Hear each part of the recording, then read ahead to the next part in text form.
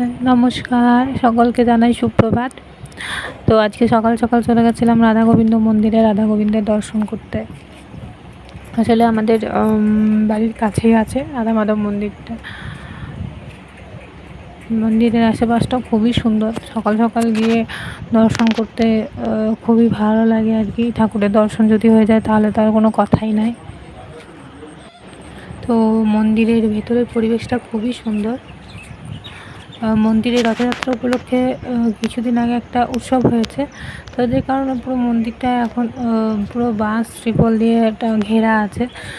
এগুলো খুলুক, তারপরে আমি একদিন পুরো মন্দিরটা নিয়ে একটা ভিডিও বানাবো। তো এই হচ্ছে আমাদের রাধা গোবিন্দের মন্দিরটা।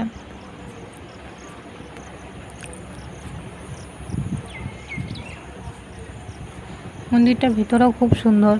আসলে মন্দিরটার এসে সকাল সকাল এসে যদি 5 মিনিটও মন্দিরের ভেতরে বসে থাকা হয়, দিনটা খুবই ভালো যায়, মনটা খুবই শান্ত হয়ে যায়। তো আমি চেষ্টা করি আসার। এটা আসলে আমাদের বাপের বাড়ির কাছে। তো আমি যখনই আসি তখনই চেষ্টা করি সকাল সকাল এসে 5 মিনিট মতো বসে থাকার মন্দিরে। আর ভিডিওটা আজকে এখানেই শেষ করলাম। ধন্যবাদ।